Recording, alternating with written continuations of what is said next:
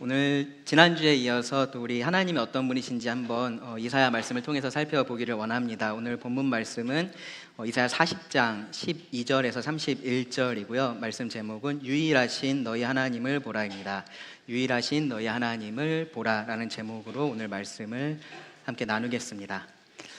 영생을 얻은 그리스도인이 영생을 제대로 누리지 못하는 이유에 대해서, 근본적인 그 이유에 대해서 하나님을 제대로 알지 못하기 때문이다라는 말씀을 지난주에 드렸습니다. 그리고 그 하나님을 우리가 제대로 알지 못하는 이유는 하나님을 제대로 보고 있지 않기 때문이라는 말씀도 드렸습니다. 하나님을 제대로 보지 않는 모습은 크게 두 가지가 있습니다. 사실 결론에 가면 사실 똑같은데요. 거기까지 가는 과정에 있어서 조금 차이가 있는 건데, 하나는 뭐냐면요, 정말로 보지를 않는 겁니다. 하나님 보는 일에 관심이 없어서 하나님을 보려고 하지를 않습니다. 그래서 노력도 하지 않는 거죠. 그냥 대충 교회에 나오면서 보고 듣는 것으로 충분히 만족하고, 상식적으로 내가 크게 잘못 사는 게 아니면 그걸로 됐다라고 생각을 하는 겁니다.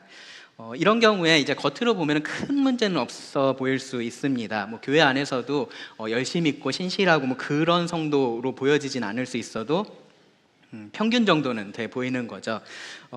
그런데 이 성도가 하나님을 보는 일에 큰 관심이 없는 것은요, 사실은 괜찮은 것이 아닙니다. 이런 경우에 하나님께서 약속하신 그 은혜, 그 복의 아주 극히 일부만을 경험할 수밖에 없기 때문에 그렇습니다. 그러면서 이제 그게 전부인 줄 알고 살아가기 때문에 그렇습니다. 그러면서 그게 이제 그리스도인의 삶의 전부인 줄 아는 거죠. 원래 그렇게 사는구나라고 생각을 합니다. 그냥 하나님을 모르는 사람하고 똑같이 그렇게 기뻐하고 똑같이 슬퍼합니다. 가끔씩 하나님을 언급하기는 해요. 기도할 때 잠깐, 식사하면서 기도할 때, 그럴 때 하나님을 언급을 하고 감사합니다라고 말을 하긴 하는데, 이제 다른 사람들이 봤을 때 실제적으로 뭐가 다른지 잘 모르겠는 그런 삶을 살게 됩니다. 실제로 본인도 그렇게 느낍니다. 뭐가 다른지 잘 모르는 겁니다. 내가 예수님을 믿고 살아가긴 하지만 그렇다고 해서 내가 정말로 뭐가 다른지 모릅니다. 그냥 그런가 보다, 이게 하나님 믿고 사는 건가 보다라는 생각을 하면서 삽니다. 다른 경우는요, 하나님을 보려고는 하는데 잘못된 방법으로 보려고 하는 경우가 있습니다. 뭐냐면은 성경에서 말하는 하나님을 보려고 하는 게 아니라 자기가 원하는 하나님을 이 성경 속에서 찾으려고만 하는 거죠. 자기가 만들어 놓은 하나님이 이미 있는 겁니다. 그리고 그 하나님을 성경 속에서 계속해서 찾으려고 노력을 합니다. 어쨌든 뭔가 노력을 하니까 뭔가 이렇게 열심히 있어 보이고 어느 순간에는 괜찮은 성도처럼 이제 그렇게 보이기도 합니다. 그런데 시간이 지나면요, 결국은 그 사람이 원하는 하나님은 성경 안에 없어요. 성경에서 말하는 하나님을 내가 그대로 보는 것이 아니라 내가 원하는 하나님을 성경에서 찾으려고 하면요, 결국 그런 하나님에 완벽하게 부합하는 하나님은 있지를 않습니다. 그가 찾고 있었던 것은요, 참된 하나님이라는 이름만 가진 그러한 거짓 신이기 때문에 그렇습니다. 그리고 그러면서 이제 하나님에 대해서 실망했다라고 이야기를 합니다. 자기가 원하는 하나님이 성경에 없으니까 실망을 하는 겁니다. 그래서 아예 믿음을 버리고 떠나기도 하고요, 그리고 자기가 원하는 것을 만족시켜줄 다른 무언가를 찾기도 합니다.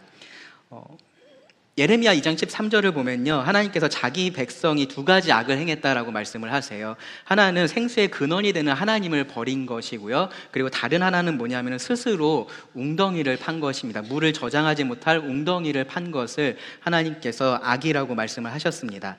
누군가는요, 내가 하나님 버린 게 아니라 하나님이 나를 버린 거야 라고 말을 할 텐데요, 그렇지 않습니다. 내가 하나님을 버린 겁니다. 마치 예수님 당시에 유대인들이 자기들의 기대와 달랐던 메시아인 이 예수님을 받아들이지 않고 그 예수님을 십자가에 못 박아서 죽였던 것처럼, 내가 원하는 하나님을 이 성경을 통해서 알지를 못하니까 내가 하나님을 버린 겁니다. 생수를 버리고 물을 가두지 못하는 터진 웅덩이를 파놓고요, 그것을 통해서 갈증을 해소하려고 하는 그러한 어리석음에 빠지는 겁니다. 이 같은 비유를요, 첫 번째 경우에 대입을 해보면요, 그 경우는 어떠한 경우냐 하면요, 생수를 앞에다 두고서 그 생수를 제대로 들이키고 있지 않은 경우입니다. 똑같은 목마름을 경험을 하게 됩니다. 여러분, 이렇게 커피 저으라고 이렇게 카페에 비치되어 있는 커피 스틱 아시나요? 양옆에 이렇게 조그맣게 이렇게 관이 있는 거, 그걸로 이렇게 빨아서 먹으려고 하면은 잘 안 나오죠, 그렇죠? 마치 그런 커피 스틱을 가지고 와서 물을 빨아 먹으려고 하는 것처럼 그렇게 생수를 마시는 겁니다. 그렇게 마시면서 원래 그렇게 마시는 줄 알고, 원래 생수가 그 정도의 갈증만 해소해 주는 줄 알고서 그렇게 사는 겁니다. 물을 마시긴 마셨는데 여전히 목이 마른 거죠. 그러니까 다른 마실 것들을 또 찾습니다. 그리고 거기 가서는 컵으로 물을 들이키는 거죠. 그러면서 생수도 왠지 몸에 좋을 것 같긴 하니까 한 번씩 마시는 겁니다. 그러한 삶을 산다라는 겁니다. 지금 제가 묘사했던 이런 모습이 내가 만약에 하나님을 믿고 살아가는 모습이라면요, 절대로 그것이 하나님께서 이 믿는 자들에게 약속하신 그러한 삶의 모습이 아니다라는 것을 알아야 됩니다. 목말라서 우물을 찾아왔었던 그 사마리아 여인에게 예수님이 이렇게 말씀하셨어요. 요한복음 4장 13절 14절을 보시면 예수께서 대답하여 이르시되 이 물을 마시는 자마다 다시 목마르려니와 내가 주는 물을 마시는 자는 영원히 목마르지 아니하리니 내가 주는 물은 그 속에서 영생하도록 솟아나는 샘물이 되리라. 먹을 것을 찾고 있었던 유대인들에게도 예수님 이렇게 말씀하셨습니다. 예수께서 이르시되 나는 생명의 떡이니 내게 오는 자는 결코 줄이지 아니할 터이요 나를 믿는 자는 영원히 목마르지 아니하리라. 이것이 하나님께서 약속하신 그런 믿는 자의 삶입니다. 그런데 내가 이러한 삶을 살고 있지 못하다면요, 사실은 둘 중에 하나가 문제입니다. 이런 약속을 하신 하나님에게 문제가 있거나 아니면 그 약속을 받은 나에게 문제가 있는 겁니다. 만약에 나에게 문제가 없다고 생각을 하면요, 우리는 결국 이 문제를 하나님에게서 찾아야 돼요. 하나님이 그 약속을 지킬 의지가 없을 수 있습니다. 그러니까 애초에 거짓말을 하신 거죠. 그렇죠? 이렇게 한다라고 했는데 사실 그렇게 할 생각이 없었던 겁니다. 그렇게 생각을 하거나 아니면 하나님께서 약속을 하셨고 그것을 지키려고는 하는데 그렇게 할 능력이 없다라고 우리가 생각을 해야 됩니다. 무능력하신 거죠. 그게 아니면요, 약속을 한 것을 지킬 의지도 있었고 그럴 능력도 있는데 지금 이런 상황이다. 그러면 약속한 것을 잊어버렸다라고 우리가 생각을 할 수 있겠죠. 무관심하다라고 그렇게 생각할 수도 있을 겁니다. 그게 아니면요, 하나님께서 약속을 하긴 했었는데 그냥 그 약속을 패하셨다라고 그렇게 생각할 수도 있습니다. 뭐가 맞을까요? 어느 쪽도 맞지 않습니다. 그렇게 우리가 대답을 해야 됩니다. 그런데 많은 그리스도인들이요, 사실은 은연중에 입으로 말은 하지 않지만 이 가운데 한두 가지에 대해서 그렇다라는 생각을 가지고 있습니다. 그래서요, 이사야 40장 지금 펴고 계시면요, 27절을 보시면 그래서 이런 얘기들을 하는 겁니다. 27절 보시면요, 내 길은 여호와께 숨겨졌으며 내 송사는 내 하나님에게서 벗어난다, 이런 이야기들을 하는 겁니다. 그리고 28절도요, 거기 보시면요, 이 말씀이 좀 암시하고 있는 건 뭐냐면은 마치 하나님이 힘들고 피곤해서 나를 돌보지 못하는 것처럼 그렇게 지금 생각을 하고 있는 거예요. 혹은요, 기드온처럼 하나님이 계시기는 한데 어떻게 이런 일들이 나에게 일어났냐라고 하면서요, 하나님이 나를 버린 게 분명하다라고 그렇게 말을 하는 겁니다. 시편을 보시면요, 다윗이 하나님 어디 계십니까? 왜 돕지 않으십니까? 이제 그렇게 잠시 동안 탄식하는 모습들이 있어요. 그렇게 할 때도 있는 거고요. 혹은 정말로 그렇게 하나님이 멀리 계신 것처럼 내 일에 무관심하신 것처럼 그렇게 생각을 하고 또 그렇게 살아가기도 합니다. 하나님께서 내 일에 관여를 하셔도 아무것도 할 수 없는 분이신 것처럼 그렇게 생각을 하기도 합니다. 그런데 그렇지 않습니다. 성경은 하나님이 그런 분이 아니시다라고 분명하게 이야기를 합니다. 그렇다면 문제는 나에게 있는 거죠. 나에게서 원인을 찾아야 됩니다. 내가 하나님께서 약속하신 이 영생의 복을 누리고 있지 못한 것뿐입니다. 그리고 그 원인은 내가 그 하나님을 제대로 보고 있지 않다라는 데 있습니다. 근데 여기서 이제 우리 입장에서 조금 억울한 생각이 들어요. 뭐냐 하면은 나도 원래부터 하나님에 대해서 이렇게 생각하려고 한 게 아닌 거죠. 하나님에 대해서 부정적인 생각을 하고 싶었던 게 아니고 하나님에 대해서 비관적인 생각을 하려고 했었던 것이 아닙니다. 근데 뭐가 문제냐면 그렇게 느껴지는 거죠. 네, 실제로 앞에서 말한 것처럼 이런 상황들이 사실이다라고는 나는 이야기를 하진 않지만 그렇게 느껴지는 겁니다. 내가 살고 있는 이 현실에는 하나님이 안 계신 것 같은 겁니다. 하나님이 바빠서 나 같은 사람은 돌보고 계시지 않은 것처럼 그렇게 느껴지는 겁니다. 하나님이 마치 할 수 있는데 하고 있지 않은 것 같기도 하고 혹은 그냥 할 수 없는 분처럼 그렇게 보이기도 하는 겁니다. 이것까지는 안 되는 것 같은 그러한 느낌이 드는 겁니다. 그게 아니면 지금 내 상황이 설명이 되지 않는 것 같습니다. 정말로 그렇게 느껴지는 겁니다. 내가 경험하고 있는 현실이 이렇고요. 그래서 자연스럽게 다른 것을 내가 찾게 되었을 뿐이지 처음부터 내가 다른 웅덩이 찾아다닌 것 아니다라는 말을 우리는 하고 싶습니다. 애초에 하나님께서 처음부터 내가 하나님 잘 느낄 수 있게 그렇게 그냥 때마다 잘 도와주시고 나한테 필요한 거 딱딱딱 주셨으면 나도 이렇게 할 이유가 없었는데 아무런 문제가 없을 건데 라는 그런 원망의 마음이 이 안에 있는 겁니다. 여러분 어떠세요? 맞는 얘기일까요? 제가 이렇게 써놓고 보니까 이 얘기가 딱 그렇게 들렸습니다. 바람핀 남편이 아내한테 하는 변명같이 들렸습니다. 뭐냐면요, 아내가 나한테 평소에 좀만 더 잘해줬으면, 나한테 조금만 더 관심 가져줬으면 내가 이렇게 하지 않았을 거다라고 이야기하는 것처럼 들렸습니다. 그렇게 우리가 하나님께 이야기를 하는 겁니다. 변명을 하고요, 핑계를 대는 겁니다. 내 죄를 합리화하기 위해서, 내가 이 터진 웅덩이를 판 이유에 대해서, 여기서 내 갈증을 축이고 있는 그 이유에 대해서 합리화하는 궤변을 늘어놓을 뿐입니다. 그런데 우리가 이 변명에서 조금은 주목해 봐야 될 부분이 있습니다. 뭐냐면요, 어쨌든 그렇게 느끼는 건 사실이라는 거죠. 내가 지금 이 현실 속에서 그렇게 느끼고 있는 것은 사실이기는 하다라는 겁니다. 그것이 현실로서 보여진다라는 것은 사실인 겁니다. 하나님의 약속이 멀리 있는 것처럼 그렇게 보입니다. 그렇게 느껴지는 거죠. 반면에 지금 바로 내 옆에 있는 이것은요, 혹은 이 사람은요, 나한테 기쁨도 줄 것 같고요, 나한테 만족도 줄 것 같고요, 위로도 줄 것 같고, 그렇게 보이는 겁니다. 그런 상황 속에서 멀리 계신 하나님을 계속해서 내가 바라보고 의지하고 살아가는 것, 그리고 여기서 나를 계속해서 찾고 있는 이것을 내가 거절하는 것, 그것이 쉽지 않은 것, 그것은 엄연한 현실이기는 하다라는 겁니다. 이것이요, 우리가 하나님을 제대로 보지 않았을 때 생기는 그런 악순환의 고리라고 할 수 있습니다. 하나님을 제대로 보고 있지 않으니까 하나님께서 주시는 그 복을 제대로 누리고 있지를 못한 거죠. 그리고 그 복을 제대로 누리고 있지를 못하니까 주변으로 계속해서 시선이 가는 겁니다. 계속해서 다른 데를 바라봅니다. 그러면서 또 하나님을 제대로 바라보지를 못합니다. 이것이 우리가 직면해 있는 현실적인 문제인 겁니다. 그리고 이사야 40장에 이 하나님의 백성 이스라엘이 직면해 있는 문제이기도 했습니다. 하나님은요, 이런 상황 속에서 어떻게 그 이스라엘 백성이 하나님의 약속이 이루어질 그날을 기다리면서 그들의 현실을, 그들의 지금을 살아갈 수 있을지에 대해서 이사야 40장을 통해서 말씀해 주셨습니다. 그 삶은요, 겨우겨우 그냥 버티면서 사는 그런 삶이 아니에요. 날마다 새로운 힘을 얻는 그러한 삶입니다. 이스라엘 백성에게 주신 이 말씀을 통해서요, 우리도 이 현실의 어려움, 이 유혹 속에서 어떻게 하나님께서 약속하신 그 풍성한 삶, 그 목마르지 않는 삶을 살 수 있는지를 함께 배우기를 원합니다. 이사야서 말씀이 총 66장으로 기록이 되어 있고요. 그래서 이 말씀을 구약과 신약의 축소판이라고 그렇게 이야기를 하는 경우도 있습니다. 왜 그러냐면은 구약이 총 몇 권의 책으로 되어 있죠? 39권, 그렇죠? 39권입니다. 이사야도 보면요, 1장부터 39장까지가 구약의 그러한 핵심적인 메시지를 담고 있습니다. 바로 죄와 심판에 대한 말씀이 강조가 되는 겁니다. 그리고 이어지는 40장부터 66장까지가 이제 구원과 회복에 대한 말씀이 강조가 됩니다. 하나님은요, 이 하나님의 언약에 신실하지 못했던 자기 백성을 심판하기로 결심을 하셨습니다. 하나님께서 그렇게 결정을 하셨어요. 하나님을 완전히 떠났었던 북이스라엘은 이미 멸망을 했고요. 그리고 이사야는 이 남쪽의 유다 역시 똑같이 그 길을 따라가고 있고, 똑같은 이유로 하나님께서 그들을 심판하실 것에 대해서 예언을 했습니다.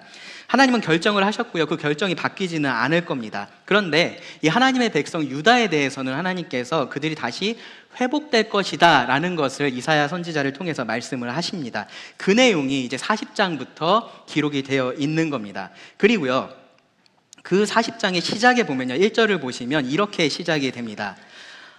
너희의 하나님이 이르시되 너희는 위로하라, 내 백성을 위로하라. 하나님께서 하시는 말씀을 지금 전하는 겁니다. 이 선지자는요, 하나님을 너희의 하나님이라고 그렇게 표현을 해요. 나하고는 상관없는 너네의 하나님이야, 그런 얘기를 지금 하고 있는 게 아니고요, 이 말을 듣고 있을 그 사람들과 이 말을 전하라고 하신 그 하나님 사이의 지금 관계에 대해서 이야기를 하고 있는 겁니다. 하나님께서 이스라엘과 맺으신 그 언약의 관계를 이야기를 합니다. 이스라엘이 하나님 앞에서 범죄해서 하나님께서 그들을 심판하셨습니다. 그때 하나님은요, 이스라엘 백성을 뭐라고 부르셨냐면은 이백성이라고 부르셨어요. 이백성. 마치 하나님하고 관계없는 것 같은 이백성이라고 그렇게 부르셨습니다. 그런데 그것이 하나님이 그들을 완전히 버리셨다라는 것을 의미하는 것이 아니라는 거죠. 하나님은 다시 그들을 내 백성이라고 그렇게 부르실 거고요, 그러면서 그들을 구원하셔서 회복하실 겁니다. 그 말씀을 이제 이 40장부터 시작해서 끝나는 66장까지 계속해서 반복해서 하게 됩니다. 이 백성들 입장에서는 근데요, 의문이 생길 수 있습니다. 당연히 의문을 가지게 되는데 뭐냐 하면은 하나님께서 약속하신 이 약속이 그 말씀하신 그 순간에 바로 다 이루어지는 것은 아니었기 때문에 그러한 의문을 가지게 됩니다. 하나님이 실제적으로는요, 이 말씀을 하시고 그것이 이루어질 때까지 이 백성들이 볼 때는 아무것도 하고 계시지 않은 것처럼 보이는 시간들이 있다라는 겁니다. 이 하나님의 말씀이 정말로 이루어질 것인지에 대해서 확신할 수 없는, 계속해서 그들을 뒤흔드는 그러한 기간들이 그들에게 있다라는 겁니다. 그리고 그러한 시간에 어떻게 살아야 되는지에 대해서 의문이 생길 수밖에 없습니다. 그러한 백성들에게 하나님께서 지금 이 말씀을 가지고 위로하라라고 하시는 말씀인 겁니다. 그래서요, 지금부터 드릴 말씀이, 오늘 우리가 이사야 40장을 통해서 나눌 말씀이 어떻게 들으면은 나하고 굉장히 상관없는 얘기처럼 들릴 수 있어요. 굉장히 이론적인 얘기처럼 들릴 수 있습니다. 하나님이 그렇다고 그래서 뭐라는 생각이 드실 수 있습니다. 그런데 하나님은요, 이 말씀을 그들의 삶에 정말로 관련 깊게 주셨다라는 겁니다. 그들 마음을 위로하기 위해서 이 말씀을 주셨다라는 겁니다. 그러니까요, 여러분, 이 말씀을 들으실 때요, 이 말씀을 통해서 하나님을 보셔야 되고요, 그 하나님을 통해서 위로를 받으셔야 됩니다. 어떤 상황에 있든지 상관없이 하나님께서 주시는 이 위로를 여러분 받으셔야 됩니다. 하나님께서 그 백성들을 위로하라고 하시면서 이렇게 외치라고 하셨습니다. 8절을 보시면요, 풀은 마르고 꽃은 시드나 우리 하나님의 말씀은 영원히 서리라 하라. 첫째로요, 하나님의 말씀이 영원히 무너지지 않는다라는 그 사실을 기억하게 하라라고 합니다. 풀이 마르고 꽃이 시듭니다. 사람들이 그렇게 계속해서 사라져 갑니다. 아무리 강한 사람도 그렇게 사라져 갑니다. 그런데 하나님의 말씀은 그렇지 않다라는 거죠. 하나님의 말씀은 영원히 섭니다. 영원히 무너지지 않습니다. 떨어지지 않습니다. 그 이유가 어디에 있습니까? 하나님께서 하신 말씀이니까요. 그 하나님에게 이유가 있습니다. 그래서 40장 9절을 보시면요, 다음으로 하나님께서 이렇게 외치라고 말씀을 하세요. 아름다운 소식을 시온에 전하는 자여, 너는 높은 산에 오르라. 아름다운 소식을 예루살렘에 전하는 자여, 너는 힘써 소리를 높이라. 두려워하지 말고 소리를 높여 유다의 성읍에게 이르기를, 뭐라고요? 너희 하나님을 보라 하라. 너희 하나님을 보라. 이것이면 충분하다라는 겁니다. 그들에게, 하나님의 백성들에게 하나님을 보라, 하나님이 멀리 계신 것이 아니라 하나님이 지금 여기 계시다라고 이야기하는 그것으로 충분하다라는 겁니다. 그 얘기를 높은 산에 올라가서 소리를 높여서 모두가 들을 수 있게 그렇게 하라라고 하나님께서 말씀을 하십니다. 이것이 궁극적인 위로이기 때문에 그렇습니다.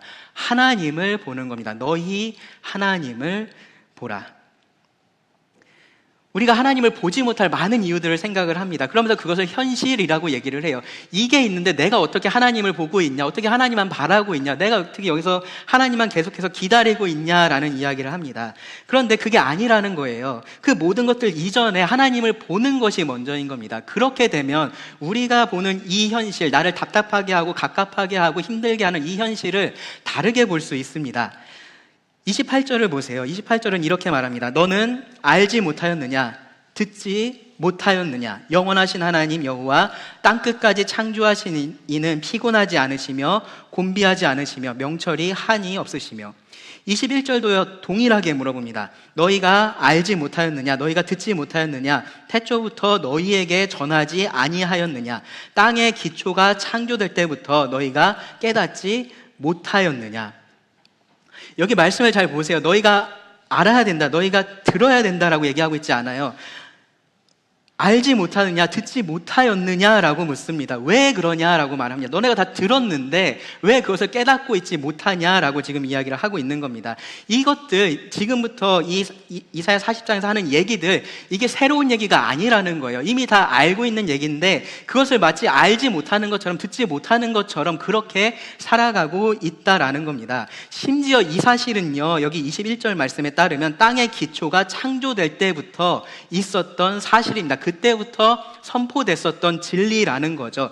태초부터 알려진, 누구나 다 알 수 있는 너무나 명확한 사실입니다. 그 사실을 기억하고요, 그 사실이 의미하는 바를 알라라는 겁니다. 그러면 그것이 참된 위로가 될 것이다 라고 말을 하는 겁니다. 하나님을 제대로 바라볼 때 그렇게 할 수 있습니다. 그래서 26절을 보시면 이렇게 말합니다. 너희는 눈을 높이 들어 누가 이 모든 것을 창조하였나 보라. 이제 이 말씀을 통해서요, 우리 하나님을 함께 보기를 원합니다. 이 하나님이 정말로 그 말씀하신 것들을 다 이루실 수 있는 분이신지, 우리에게 약속하신 그 일들을 우리 삶 가운데 정말로 행하실 수 있는 분이신지 함께 말씀을 통해서 보기를 원합니다. 이것이 말뿐인 위로가 아니라 정말로 참된 위로다라는 것을 함께 나누기를 원합니다.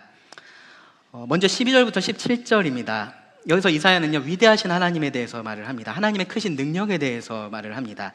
12절 말씀을 먼저 보시면요, 누가 손바닥으로 바닷물을 헤아렸으며 뼘으로 하늘을 쟀으며 땅에 티끌을 되에 담아 보았으며 접시 저울로 산들을 막대 저울로 언덕들을 달아 보았으랴. 물어봅니다. 누가 이렇게 했는지. 답이 뭘까요? 하나님이십니다. 하나님. 맞나요? 더 정확히는요, 하나님이시고요, 그 외에는 없다입니다. 오직 하나님만 이렇게 하실 수 있습니다. 손바닥으로 바닷물을 헤아리는 것, 우리에게 불가능한 일입니다. 아무리 손이 큰 사람이라고 해도요, 이 손 위에 물 한 컵조차 쏟아 놓을 수 없습니다. 담고 있을 수 없어요. 근데 그것에 비해서 하나님은 그 손바닥으로 바닷물을 헤아릴 만큼 어떤 분이시라는 겁니까? 크신 분이시다라고 지금 이야기를 하고 있는 겁니다. 그 뒤에 언급되는 것들도 보세요. 처음에 바닷물을 이야기하고요, 그 다음에 하늘을 이야기하고 땅을 이야기하고 산을 이야기하고 언덕들을 이야기를 합니다. 다 우리가 볼 수 있는 것들이에요. 근데 볼 수 있는 것들 중에 가장 큰 것들입니다. 큰 것들, 우리가 생각했을 때 가장 크다라고 생각할 수 있는 것, 우리가 그 크기를 감히 짐작할 수도 없는 것, 그러한 것들에 대해서 지금 이야기를 하고 있습니다. 그런데 여기서 묘사하고 있는 이 장면을 여러분 머릿속에 그려보시면요, 마치 하나님은 이 거대한 우주를 어린아이가 흙장난을 하는 것처럼 그렇게 지금 다루고 계시는 것으로 그리고 있습니다. 손바닥으로 바닷물을 헤아리고 있고요, 그 뼘으로 하늘을 재고 계십니다. 하나님의 그 되에 이 땅의 티끌들을 다 담고 계십니다. 이사야는요, 지금 여기서 대조를 하고 있는 겁니다. 우리가 생각할 수 있는 가장 큰 것하고요, 그리고 하나님의 가장 작은 것들, 그것을 지금 대조를 하고 있습니다. 손바닥, 뼘, 되, 접시 저울, 막대 저울, 이런 것들이요, 작은 단위에 대해서 지금 이야기를 하고 있는 겁니다. 우리가 바닷물을 헤아리려고 하면 사실은 손바닥이 아니라 그거보다 훨씬 더 큰 단위가 필요하잖아요, 그렇죠? 손바닥으로 우리가 만약에 바닷물을 헤아린다면요, 몇 손바닥이라고 우리가 얘기할 수 있을까요? 이 안에 우리가 바닷물들을 놓는다면 몇 손바닥일까요? 그 앞에 숫자를요, 우리가 읽을 수도 없을 거예요, 그렇죠? 그것을 우리가 가늠할 수도 없을 겁니다. 우리한테 와닿지 않을 겁니다. 하늘을 뼘으로 재는 것도 여러분 생각해 보세요. 특별히 여기서 말하는 것은요, 이 우주를 말을 합니다. 이 우주를. 지금 우리는 이 우주를 뭘로 재고 있죠? 우주의 거리를 재는 단위가 뭐죠? 빛의 속도로 해서 광년이라고 얘기를 하죠. 광년. 이 빛이 1년 동안 가는 거리를 이야기를 합니다. 진공 상태에서 가는 1년 동안의 거리를 이야기를 합니다. 우리가 일상적으로 생각하는 제일 큰 단위가 아마 킬로미터일 거예요. 그렇죠? 그 킬로미터. 일광년을요, 킬로미터로 환산하면 이렇다고 합니다. 9조 4,607억 킬로미터. 어떻게 감이 딱 오시죠? 안 옵니다, 그렇죠? 네, 킬로미터로 해도 앞에 숫자가 너무 복잡하고 감이 안 오니까 이 우주를 댈 때는 그거보다 훨씬 더 큰 단위를 사람들이 사용을 하는 겁니다. 광년이라는 것을 사용을 해요. 근데 그걸 가지고 우리 뼘으로 잰다라고 한번 생각을 해보세요. 뼘으로 재면은 우리가 어떻게 그 크기를 이해할 수 있을까요? 정말로 어리석은 일입니다. 그런데 지금 이 말씀이 하고 있는 얘기는 뭐냐면요, 그 손바닥이 하나님의 손바닥이고 그 뼘이 하나님의 뼘이라면 얘기가 다르다는 겁니다. 얘기가 다르다는 겁니다. 하나님은 그만큼 크신 분이십니다. 여러분, 근데요, 여기 이 표현들이 과장되어 있다는 생각을 하셔야 됩니다. 정말로 과장이 되어 있습니다. 뭐가 과장이 되어 있을까요? 뭐가 과장되어 있을까요? 하나님이 더 크게 과장이 되어 있을까요? 아니에요. 네, 아닙니다. 피조물들이 더 크게 과장이 되어 있습니다. 바다, 하늘, 땅, 이 피조물들이 크게 지금 과장이 되어 있습니다. 바닷물은요, 하나님의 손바닥으로 헤아릴 만큼 많지 않습니다. 하늘은요, 하나님의 뼘으로 그렇게 재야 될 만큼 넓지 않습니다. 하나님의 되가 있다면요, 이 온 지구에 있는 흙을 거기에 다 채운다고 해도 사실은 바닥의 바닥도 채울 수가 없습니다. 하나님의 저울에 산을 올려놓고 거기에 언덕을 올려놓아도요, 그 눈금 전혀 움직이지 않습니다. 반대로 큰 것을 작게 표현한 과장이기도 합니다. 하나님이 마치 그렇게 작아서 그 손바닥으로 바닷물을 헤아릴 수 있는 것처럼 작게 지금 이야기를 하고 있는 겁니다.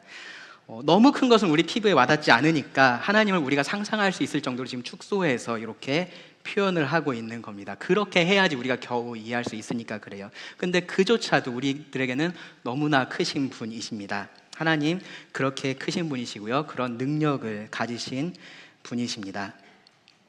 다음으로요, 13절과 14절을 보시면요, 이 하나님의 지혜에 대해서 이야기를 합니다. 누가 여호와의 영을 지도하였으며 그의 모사가 되어 그를 가르쳤으랴. 그가 누구와 더불어 의논하였으며 누가 그를 교훈하였으며 그에게 정의의 길로 가르쳤으며 지식을 가르쳤으며 통달의 도를 보여주었느냐. 아무도 그렇게 하지 못한다, 하지 않았다라는 대답이 여기에 포함되어 있습니다. 우리는요, 사실은 작은 결정을 해도 혼자 하면 불안할 때가 있어요. 그렇죠? 여러분 어떠한 뭔가를 결정해야 되는 위치에 있어 보셨던 분들은 무슨 말인지 아실 겁니다. 작은 결정을 할 때도요, 내가 다 알지 못하니까 불안합니다. 그래서 최소한 한 사람에게라도 가서 물어봐요. 그래서 괜찮은지, 내가 혹시 놓친 거 없는지, 그런 이야기들을 합니다. 도움이 필요한 거죠. 더 잘 아는 사람의 도움이 필요하고요, 여러 사람이 모여서 의논을 해야지 더 나은 결정을 우리가 할 수 있어요. 그것들도 완벽하지는 않습니다. 그런데 지금 이 말씀은 물어보고 있는 겁니다. 누가 하나님을 지도할 수 있겠냐? 누가 하나님을 가르칠 수 있겠냐? 하나님에게 이게 더 나아요, 이게 더 좋은 방법이에요 라고 그렇게 말해줄 수 있는 존재가 어디에 있느냐? 하나님이 혼자 결정하지 않고 가서 같이 의논하면 조금 더 나은 결정을 할 수 있게 해줄 수 있는 그런 존재가 있느냐라고 지금 그렇게 물어보고 있는 겁니다. 이 질문은요, 욥기 끝에서 하나님께서 욥에게 하셨던 질문을 떠오르게 합니다. 욥이 아주 극심한 고난 속에서 자신의 의로움을 주장을 했죠. 그러면서 왜 하나님께서 죄를 범하지 않은 나에게 이렇게 하시는지 이해할 수 없다라면서요, 할 수만 있으면 내가 하나님에게 나아가서 내 사정을 이야기하고 싶다, 그런 식으로 이야기를 했어요. 그런 욥에게 하나님께서 마지막에 나타나셔서요, 이 피조 세계에 대한 계속되는 질문을 그에게 던지셨습니다. 내가 땅에 기초를 놓을 때 너는 어디에 있었느냐? 너는 바다의 그 깊은 샘에 들어가 봤느냐? 말의 힘을 네가 줬느냐? 매가 떠올라서 남쪽으로 향하는 것이 네가 준 지혜냐? 그렇게 하나님께서 계속해서 물어보십니다. 그 질문들을 통해서 무슨 얘기를 하나님께서 하고 싶으셨던 거냐 하면요, 욥, 네가 정말로 나보다 더 잘한다고 생각해서 그렇게 얘기하는 거냐입니다. 네가 정말로 나보다 더 이 세계를 더 공정하게 잘 다스릴 수 있다라고 생각해서 지금 그렇게 나에게 이야기를 하고 있는 거냐라고 하나님께서 욥에게 물으신 겁니다. 하나님께서 그렇게 물으셨을 때 욥이 마침내 이렇게 대답을 했습니다. 욥기 42장 1절에서 3절을 보시면 욥이 여호와께 대답하여 이르되 주께서는 못하실 일이 없사오며 무슨 계획이든지 못 이루실 것이 없는 줄 아오니 무지한 말로 이치를 가리는 자가 누구니까? 나는 깨닫지도 못한 일을 말하였고 스스로 알 수도 없고 헤아리기도 어려운 일을 말하였나이다. 하나님 앞에서 내가 좀 안다라고 말할 수 있는 사람이 없습니다. 하나님 앞에서 내가 좀 지혜롭다라고 말할 수 있는 사람이 없는 거예요. 하나님은 모르는 무언가를 내가 깨달았다라고 하나님에게 말할 수 있는 사람은 없습니다. 사람만 없는 게 아니라요, 그 어떤 피조물도 그렇게 할 수가 없습니다. 하나님께서 모든 것들을 다 아시고 모든 지혜를 가지신 분이셔서 그렇습니다. 그러나 하나님께 새로운 지식이라는 것이 없어요. 우리는 뭔가를 계속해서 배워야 되는 존재들이고요, 그렇게 우리가 삶을 살아가지만 하나님은 그렇지 않다라는 겁니다. 하나님에게 예상 밖의 일이라는 것이 존재하지 않습니다. 이사야 46장 10절을 보시면 하나님께서 이렇게 말씀하셨어요. 내가 시초부터 종말을 알리며 아직 이루지 아니한 일을 옛적부터 보이고 이르기를 나의 뜻이 설 것이니 내가 나의 모든 기뻐하는 것을 이루리라 하였노라. 이미 일이 시작될 때 그 끝이 어떻게 될 것을 하나님은 알고 계셔서 그것을 알리실 수 있다라는 겁니다. 아직 벌어지지 않은 일이에요. 일어나지 않은 일입니다. 근데 하나님은 먼저 말씀하실 수 있다라는 거예요. 사실 지금 이사야 40장도요 그 중에 하나입니다. 아직 유다는요 바벨론에게 멸망당하지 않았습니다. 아직 포로로 잡혀가지 않았어요. 그런데 그들이 그렇게 멸망당하게 될 거고 그들이 하나님을 이렇게 원망하면서 힘들어하게 될 것에 대해서 말씀을 하고 계시는 거고요, 결국은 하나님께서 그들을 회복하실 것에 대해서 말씀을 하시는 겁니다. 이 성경을 잘 읽어보시면요, 이사야 40장 이후의 말씀들을 읽어보면요, 마치 이스라엘 백성이 지금 이 일을 경험하고 있는 것처럼 느껴질 정도입니다. 이게 지금 앞으로 일어날 일에 대해서 이야기를 하고 있는 건데 너무나 단언해서 확실하게 이야기를 하고 있어서 마치 지금 이 이스라엘 백성들이 이미 그렇게 바벨론에게 포로로 잡혀가 있는 그러한 상황처럼 느껴질 정도입니다. 그래서요, 실제로 어떤 학자들은요, 이사야서 40장 이후가 이사야가 아니라 포로 시대에 어떤 다른 사람이 기록했다라고 그렇게 이야기를 하기도 해요. 이것이요, 만약에 사람의 말이라면 당연히 그렇게 생각을 해야 됩니다. 사람은 앞으로 일어날 일에 대해서 알지 못하기 때문에 그렇습니다. 그런데 이것은요, 하나님의 말씀입니다. 모든 것을 계획하시고 그 뜻대로 이루시는 하나님의 말씀입니다. 다른 사람이 기록해야 될 이유가 없는 겁니다. 하나님은 아직 이루어지지 않은 그 일에 대해서 이미 알고 계시고요, 말씀할 수 있으십니다. 하나님의 뜻이 서기 때문에 그래요. 하나님께서 계획하신 그 모든 일들이 반드시 그대로 이루어지기 때문에 그렇습니다. 우리는 이루어질 것에 대해서, 앞으로의 일에 대해서 예상을 합니다. 그렇죠? 이렇게 될 수 있어라고 예상을 해요. 예측을 합니다. 그렇게 하기 위해서도요, 많은 경험이 필요하고 많은 지식이 필요하고 지혜가 필요해요. 그리고 그마저도요, 지금 예측하는 것과 조금 뒤에 예측하는 것이 달라집니다. 그게 우리가 할 수 있는 최선이에요. 아마 일주일 동안 비가 오는 거야 안 오는 거야 막 그거 가지고 여러분들 막 투덜거리기도 하시고 뭐 좋아하기도 하시고 그렇게 하셨을 거예요. 기상예보가 맞지 않는다고요, 우리가 투덜거릴 수는 있는데요. 근데 어쩔 수 없는 건 어쩔 수 없는 겁니다. 사람이 앞으로 일어날 일을 정확하게 알고 말한다는 것은 불가능합니다. 그런데 하나님은 그렇지 않다라는 거예요. 하나님은 예상하지 않으십니다. 하나님은 예측하지 않으십니다. 하나님은 예언을 하십니다. 알고 계신 사실을 그냥 말씀하시는 겁니다. 하나님의 지혜와 지식은요, 과거에 머물러 있지 않습니다. 현재에 머물러 있지 않습니다. 미래까지 모든 것을 하나님은 다 알고 계십니다. 우리가 상상할 수 없는 지혜입니다. 그 모든 지혜를 하나님이 가지고 계시다라는 겁니다. 그리고요, 이제 이 사실을 15절부터 17절에 보시면요, 이 사실을 이제 백성들이 경험하게 될 그 현실에 적용해서 이야기를 하는 것을 볼 수 있습니다. 이 백성들은요, 지금 그 상황 속에서, 그 어려운 상황 속에서 다른 무언가를 의지하고 싶어 합니다. 그들을 두렵게 만드는 것들이 있습니다. 주변의 나라들이 그랬습니다. 하나님이 이렇게 위대한 능력과 지혜를 가지신 분이라면 그러면 이 나라들을, 이 열방들을 어떻게 봐야 하는지에 대해서 이야기를 합니다. 15절을 보세요.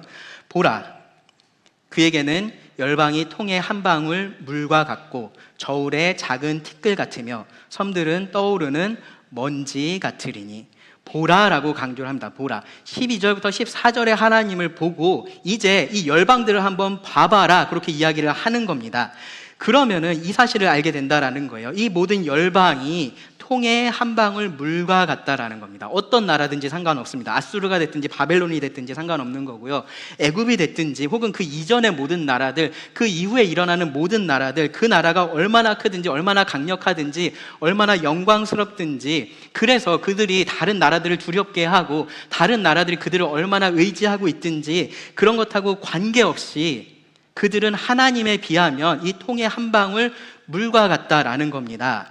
그 존재 자체를 알기가 너무나 힘든 거죠. 근데 그거조차도 과장해서 많이 쳐준 거예요. 그 다음 말씀을 보면은 그들은 저울의 작은 티끌 같다라고 이야기를 합니다. 이 저울 위에 아무런 영향도 주지 못하는 티끌 같은 존재라는 겁니다. 저울의 무게를 재는데, 우리가 어떤 무게를 재는데 거기에 다른 무언가가 올라가 있으면요, 우리가 그것을 치웁니다. 그렇죠? 이 무게를 정확하게 알려면 그것을 치워야 되니까요. 근데 티끌을 치우나요? 거기 먼지 하나 있다고 우리가 문제 삼나요? 그렇지 않습니다. 왜냐하면요, 그 티끌은 무게를 잴 수조차 없으니까요. 아무런 의미가 없는 겁니다. 여기 섬들도 나옵니다. 섬들은요, 그것보다 더 작은 떠오르는 먼지와 같다라고 이야기를 해요. 바닥에 붙어있지도 못할 정도로 가벼운 그러한 먼지인 겁니다. 하나님이 이렇게 크신 분이세요. 그래서 이 레바논의 16절 보시면요, 레바논은 땔감에도 부족하겠고 그 짐승들은 번제에도 부족할 것이라 라고 말씀을 해요. 이 레바논이 그 당시에 이 나무로서, 그리고 그 안에 있는 많은 짐승들로서 유명했던 나라입니다. 아무리 레바논이라고 해도 이 크신 하나님께 풍족하도록 제사를 드릴 수 없다라는 겁니다. 하나님이 너무나 크신 분이시기 때문에. 그리고 이제 17절에서요, 다시 한번 이 모든 나라들이 하나님 앞에서 어떤 의미인지를 이야기합니다. 그의 앞에는 모든 열방이 아무것도 아니라, 네, 아무것도 아닌 겁니다. 열방 하나가 그렇다는 게 아니고요, 모든 열방이 다 그렇다라는 겁니다. 그는 그것들을 없는 것 같이, 빈 것 같이 여기시느니라. 모든 열방이요, 실제로 아무것도 아닌 것은 아니에요. 그렇죠? 그들은 이 이스라엘을 두렵게 할 만한 충분한 힘을 가지고 있었습니다. 혹은 그렇기 때문에요, 이스라엘이 그들을 의지하고 싶게 만드는 그런 매력도 가지고 있었어요. 그런데 제 아무리 강하고 제 아무리 매력적인 나라라고 해도요, 이 크신 하나님 앞에서 아무것도 아니다라고 선포를 하고 있는 겁니다. 하나님이 이렇게 위대한 분이십니다. 그 능력과 지혜가 위대하십니다. 그러니까 그 어떤 길도 하나님께 숨겨져 있지 않습니다. 하나님께서 어떻게 할 수 없는 일이 없습니다. 이것이 우리의 위로가 되어야 됩니다. 어떤 목사님이 기도에 대해서 설교를 하고 나니까요, 어떤 자매님이 와서 이렇게 물어봤다라고 합니다. 목사님, 제가 사소한 것들을 하나님께 기도해도 될까요? 아니면 큰 일들만 하나님께 기도를 해야 될까요? 저도 비슷한 질문을 받았던 적이 있어요. 그래서 하나님은 어떤 기도든지 상관없이 들으시니까, 뭐 안 들을 기도는 하나님께서 알아서 안 들으시니까 걱정 말고 기도하셔라, 약간 그런 식으로 제가 말씀을 드렸었던 적이 있거든요. 그런데 이 목사님은 훨씬 더 현명하시고요, 훨씬 더 명확하게 답을 주셨습니다. 그 자매님한테 뭐라고 얘기를 했냐면요, 자매님, 하나님께는 큰일이 없습니다 라고 얘기를 했습니다. 하나님께는 큰일이 없습니다. 왜 그런가요? 하나님은 무엇보다 크신 분이시니까 그 하나님보다 큰 일이라는 것이 있을 수가 없는 겁니다. 하나님께서 하실 수 없는 일이 없는 거고요, 하나님께서 할 수는 있는데 겨우겨우 해야 되는 일, 그런 일도 없다라고 말을 하는 겁니다. 우리가 이 위대하신 하나님을, 이렇게 크신 하나님을 제대로 바라보고 있으면요, 이 하나님께 큰일이라는 표현을 우리가 쓸 수 없는 겁니다. 모든 열방도 하나님 앞에서는 아무것도 아니에요. 그들이 없는 것하고 다름이 없다라고 말합니다. 그런데 내 개인의 일이 하나님한테 너무 큰일일 수는 없는 거죠. 하나님께서 어떻게 하실 수 없고 어떻게 하실 줄 모르는 그러한 큰일이라는 거 존재하지 않습니다. 모든 일이 크신 하나님 앞에서는 작은 일입니다. 다만 하나님은 그 작은 일 하나하나를 놓치지 않고 돌보시는 분이십니다. 그러니까 내 길이 하나님께 숨겨졌다라고 말하지 말라라는 겁니다. 하나님이 나에게 공의롭게 대하지 않고 계시다라고 말하지 말라라는 겁니다. 그것만큼 이 크신 하나님, 이 위대하신 하나님을 초라하게 만드는 말이 없습니다.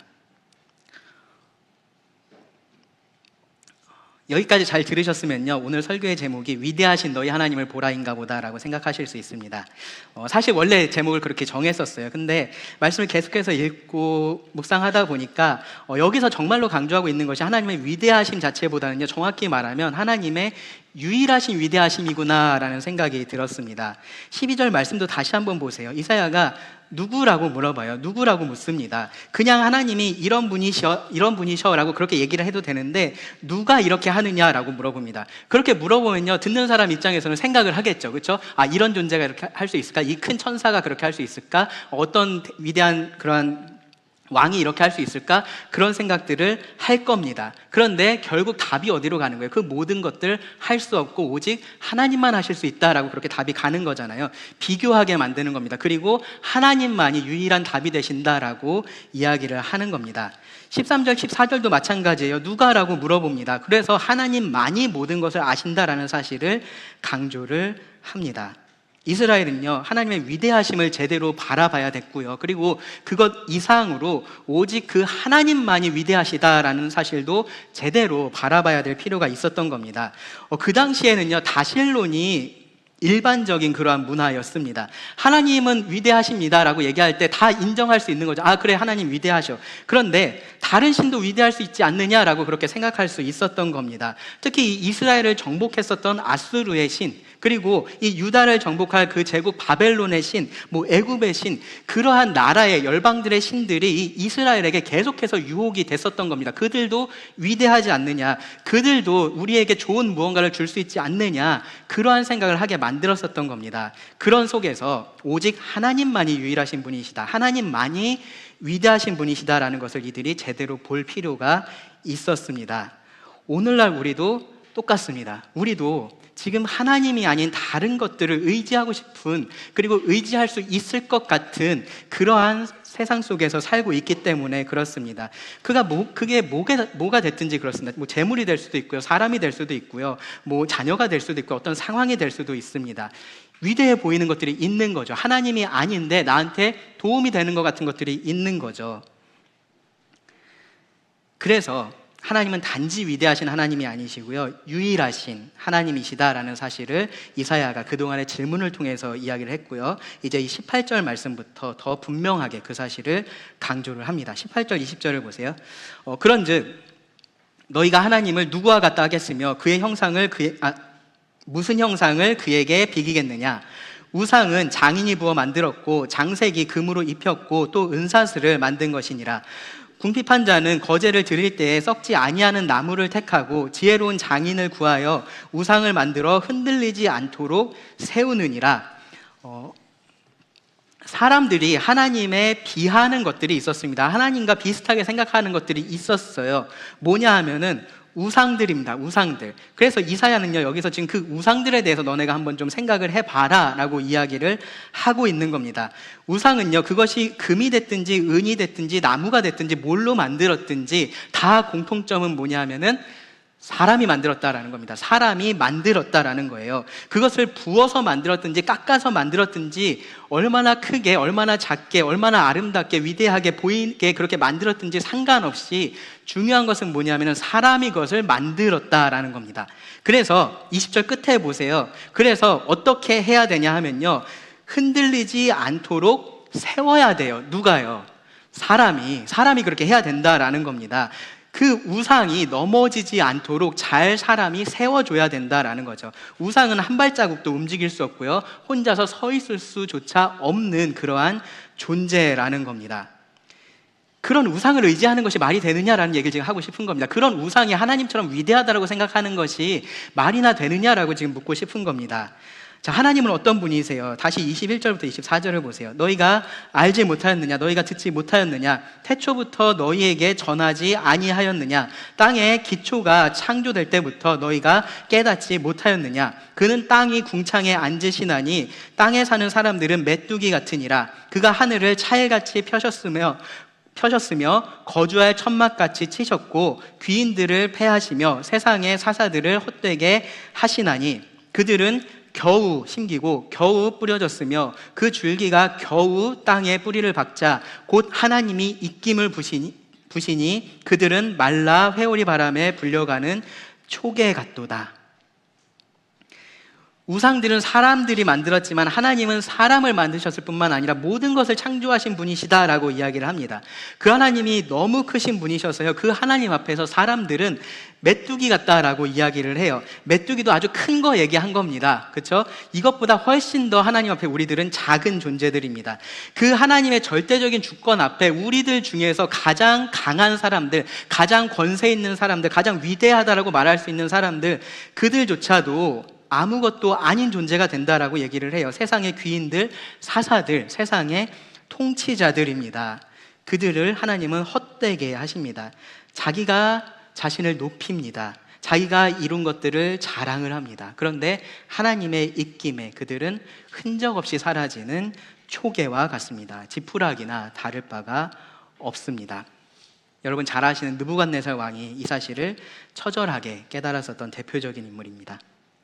그래서 25절을 보시면요, 하나님 당당하게 말씀하세요. 거룩하신 이가 이르시되 그런즉 너희가 나를 누구에게 비교하여 나를 그와 동등하게 하겠느냐 하시니라. 하나님과 비교할 수 있는 존재가 없습니다. 하나님과 동등하다라고 할 수 있는 존재가 없습니다. 하나님 비교해보라고 하세요. 비교해보라고 하세요. 근데 그런 것이 없다라는 것 알게 될 거다라고 말씀을 하십니다. 이스라엘은요, 왕들을 하나님과 비교를 하고 있었습니다. 나라들을 하나님과 비교하고 있었습니다.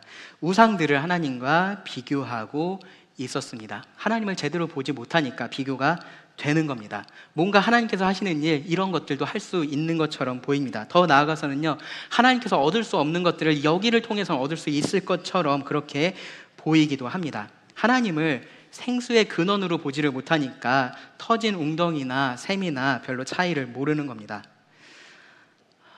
우리가 비슷한 일들을 합니다. 우리도 하나님과 다른 것들을 그렇게 비교를 하고 있습니다. 이 세상의 좋은 것들을 보면서요, 하나님이 나에게 이렇게 좋은 것들을 주실 수 있는지 그러한 비교를 하고 있습니다.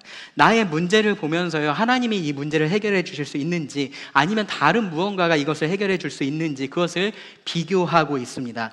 나의 외로움은 하나님이 해결해 주지 못할 것 같습니다. 나의 두려움이라는 것 하나님이 해결해 주시지 못할 것 같습니다. 나의 이 고통을 하나님이 해결해 주시지 못할 것 같습니다. 나의 이 장래에 대한 이 문제를 하나님이 해결 못하실 것 같습니다. 내가 먹고 사는 이런 현실적인 문제들은 하나님하고 상관이 없는 것 같습니다. 하나님이 해결 못하실 것 같습니다.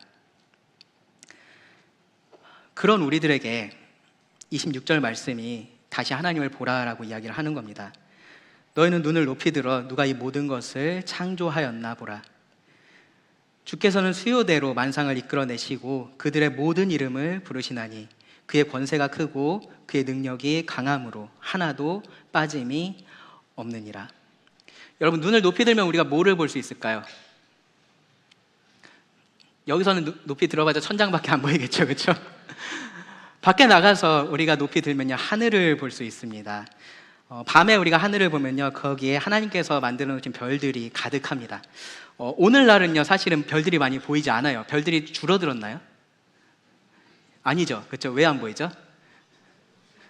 네, 사람들이 만들어 놓은 것 때문에 보이지 않습니다. 사람들이 만들어 놓은 불빛, 사람들이 만들어낸 그 먼지, 그런 것들 때문에 별들이 보이지 않습니다. 저는 이것이 꽤나 상징적인 의미가 있다라고 생각을 해요. 우리가 만들어 놓은 그것들 때문에 하나님께서 만드신 그 별을 보지 못하는 것만큼 우리가 그 모든 것들을 창조하신 그 하나님도 제대로 보고 있지 못한 겁니다. 이사야 시대에 그렇지 않았습니다. 지금도 뭐 사람들의 손길이 많이 안 닿는 곳 그런 데 가시면요, 밤하늘에 정말로 셀 수 없는 그러한 별들이 가득한 것이 보입니다. 제가 방금 전에 뭐라고 얘기했는지 잘 들으셨어요? 밤하늘에 무슨 별이요? 셀 수 없는 별이라고 말씀드렸죠. 동의하시나요? 셀 수 없는 별입니다. 그렇죠? 근데 여기 말씀 보세요. 하나님께는 셀 수 있는 별입니다. 그렇죠? 하나님께는 셀 수 있는 별입니다. 숫자만 그냥 대충 세는 게 아니고요, 각각의 이름을 아시고 부르실 정도로 하나님은 그 별들에 대해서 알고 계십니다. 그 어떤 별 하나도 제외되지 않습니다. 지금 여기서 묘사하고 있는 것은 마치 이 군대의 대장이 자기 병사들을 이렇게 불러내는 모습하고 유사합니다. 특별히 이 당시의 별들은요, 그 당시 사람들에게 숭배의 대상이기도 했습니다. 그런데 그런 존재들이 하나님께서 부르실 때 일사불란하게 앞에 나와서 도열하게 된다라는 겁니다. 하나님께서 그들을 모두 다 알고 계십니다. 집합적으로만 그냥 알고 계신 게 아니라요, 개별적으로 알고 계세요. 그 어떤 별도 하나님의 부름에 응답하지 않을 수 있는 그런 큰 권세를 가지고 있지를 않습니다. 하나님께서 그것들을 다 만드셨고요, 만들어만 두신 게 아니라 다 알고 계시고요, 자기 권세 아래 두시고요, 그것을 다스리고 계십니다. 이사야는 이런 하나님이 너희 하나님이 아니냐라고 지금 이 이스라엘 백성들에게 말하고 있는 겁니다. 그리고 이 하나님을 너희가 봐야 한다라고 말을 하고 있는 겁니다. 그리고 이제 그것이 이스라엘에게, 그리고 같은 하나님을 보고 있는 우리에게 어떤 의미가 되어야 하는지를 결론적으로 27절에서 31절에서 이야기를 합니다. 27절을 보시면요, 야곱아, 어찌하여 네가 말하며 이스라엘아, 네가 이르기를 내 길은 여호와께 숨겨졌으며 내 송사는 내 하나님에게서 벗어난다 하느냐. 이스라엘은 그 회복으로 가는 과정에 있어서 이런 힘든 일을 겪게 됩니다. 그래서 불평도 하고요, 의문을 제기하게 될 겁니다. 우리가 지금 사실은 비슷한 상황 가운데 있어요. 우리도 어려움 중에서 이러한 반응들을 보일 수도 있습니다. 이게 현실 아닙니까? 라고 그렇게 말을 할 수 있는 겁니다. 하나님 왜 이렇게 하시는지, 하나님 왜 저한테 이런 상황들을 허락하시는지 이해가 되지 않는 거죠. 그래서 좌절이 되고요, 낭망이 됩니다. 그러면서 하나님이 아니라 다른 무언가가 나한테 힘을 줄 수 있지 않을까, 나를 위로해 줄 수 있지 않을까, 그러한 유혹에 빠져듭니다. 그런 자들에게 28절부터 31절이 이렇게 말을 합니다. 너는 알지 못하였느냐, 듣지 못하였느냐? 영원하신 하나님 여호와 땅끝까지 창조하신 이는 피곤하지 않으시며 곤비하지 않으시며 명철이 한이 없으시며 피곤한 자에게는 능력을 주시며 무능한 자에게는 힘을 더하시나니 소년이라도 피곤하며 곤비하며 장정이라도 넘어지며 쓰러지되 오직 여호와를 앙망하는 자는 새 힘을 얻으리니 독수리가 날개치며 올라감 같을 것이요 다른 박질하여도 곤비하지 아니하겠고 걸어가도 피곤하지 아니하리로다. 자, 28절에서요 다시 한번 이사야가 하나님이 어떤 분이신지를 정리해서 말합니다. 당연히 알고 있어야 될 그 하나님입니다.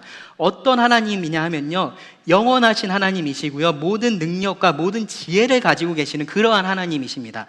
하나님의 능력과 지혜 이미 앞에서 충분히 강조해서 다 이야기했습니다. 근데 여기서 한 가지가 추가됐죠. 뭐예요? 영원하시다라는 것이 추가되어 있습니다. 영원하시다. 왜냐하면 이게 중요해서 그래요. 하나님의 위대하신 능력, 위대하신 지혜는요, 하나님의 어느 한 순간에만 가지고 계신 것이 아니기 때문에 그렇습니다. 하나님이 전성기 때는 그러셨는데 그 전성기가 지나고 나면 하나님의 능력이 줄어들고 하나님의 지혜가 줄어들고 그런 게 아닌 겁니다. 여러분, 이것이 하나님과 다른 모든 것들을 구분하는 그런 근본적인 차이 중에 하나예요. 피조물들도요, 때로는 강합니다. 때로는 빠르고요, 지혜롭고요, 아름답습니다. 경이롭습니다. 그런데 그 모든 것들이 일시적입니다. 모든 것들이 지나갑니다. 한계가 있는 거죠. 부족함이 있는 겁니다. 사라지게 됩니다. 그런데 하나님은 영원하셔서 그 능력도 영원하시고요, 그 지혜도 영원하시다라는 겁니다.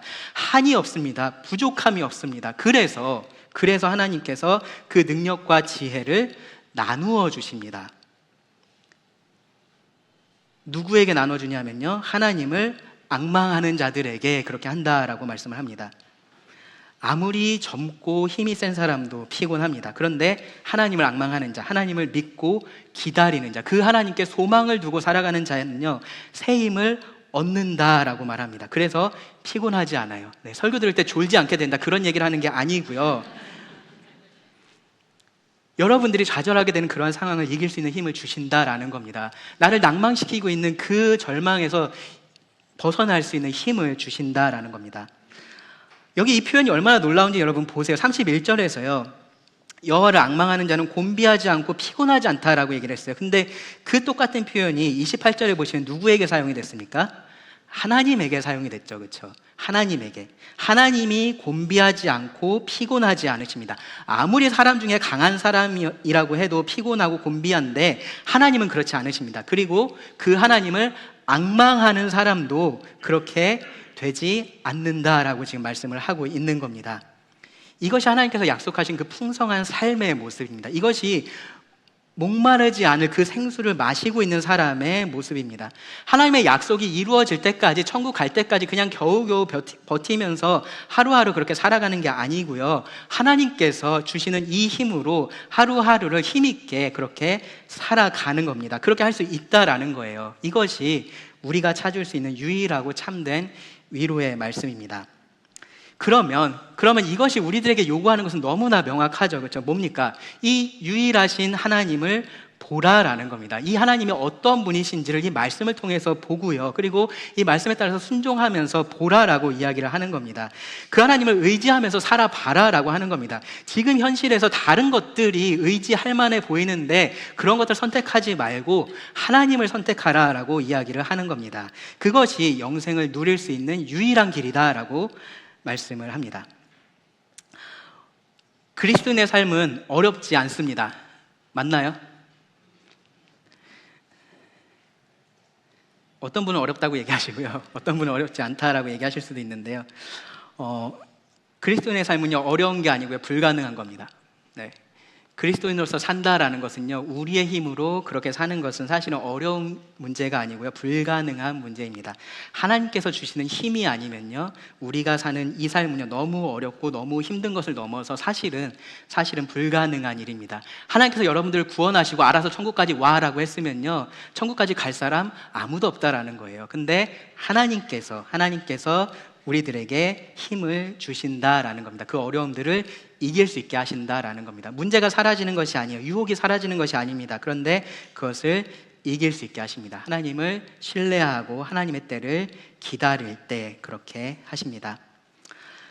중요한 것은요, 여러분 소망 가운데 믿고 기다리라는 겁니다. 기다리는 게 쉽지 않죠. 네, 기다리는 게 쉽지 않습니다. 조급한 마음이 계속해서 우리 안에서 일어납니다. 그러니까 눈앞에 보이는 것들을 선택하고 싶어요.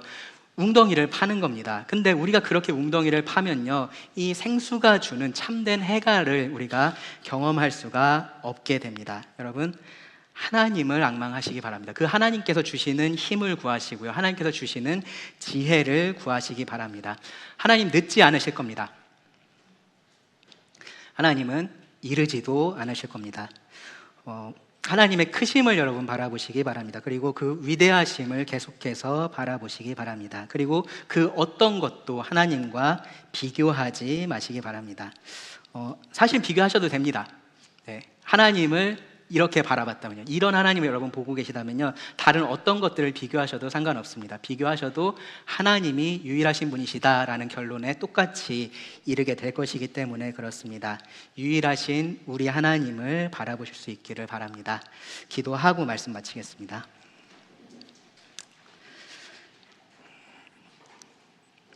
하나님, 또 오늘 우리에게 주신 말씀에 감사를 드립니다. 하나님, 우리가 하나님의 크심을 보기를 원합니다. 하나님이 얼마나 위대한 분이신지, 또 얼마나 지혜로운 분이신지를 알기를 원합니다. 하나님, 우리가 다른 것에 우리의 시선을 빼앗겨서 이런 하나님을 보지 못하고 이 세상 가운데서 좌절하며 힘들게 살아가지 않게 하여 주시기를 구합니다. 오직 하나님이 우리를 끝까지 바른 길로 인도하시기를 원하며, 또한 그렇게 하실 분임을 믿고 우리가 살아갈 수 있게 하여 주시기를 원합니다. 조급하지 않고 하나님을 바라보며 우리의 하루하루를 기쁨과 감사로 살아갈 수 있는 힘을 더하여 주시기를 구합니다. 들은 말씀을 주님께 의지하며 예수님의 이름으로 기도드립니다. 아멘.